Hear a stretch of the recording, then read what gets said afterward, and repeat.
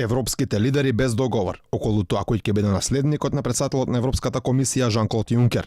Германската канцеларка Ангела Меркел го поддржува својот сограѓанин Манфред Вебер, но за голем дел од европските лидери тој нема политичко искуство за челната позиција во ЕУ, а фактот што не говори француски јазик е дополнителен проблем. По завршувањето на тензичниот прв состанок на европските лидери по изборите, Меркел рече дека разговорите биле продуктивни, но имиња не биле споменати. Не зборувавме за конкретни имиња, а имав и билатерална средба со Емануел Макрон.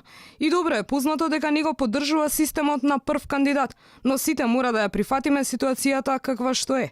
Јасно е дека ЕПП е најсилна група во парламентот, но немаат мнозинство. Сите ќе треба да размислиме за оваа позиција, но важно е да ја задржиме можноста за делување. Францускиот претседател Емануел Макрон изјави дека тој се залага Европската унија во наредните 5 години да ја предводат 2 жени и 2 мажи со силни личности, но не сакаше да открие имиња на своите фаворити за тие позиции. Мојот приоритет е да имаме најквалификувани луѓе, оние кои го делат овој европски проект, кои се најквалификувани и кои ќе направат Европа силна.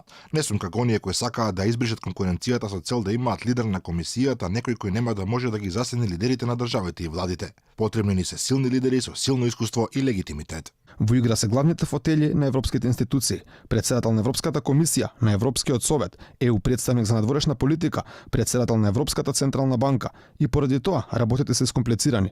Прв пат по 20 години ниту левиот, ниту десниот центар не освоја мнозинство во парламентот и затоа ќе мора да коалицираат со уште една групација, веројатно со либералите или зелените, но проблемот кај нив е што него сакаат фаворитот на Меркел, Манфред Вебер.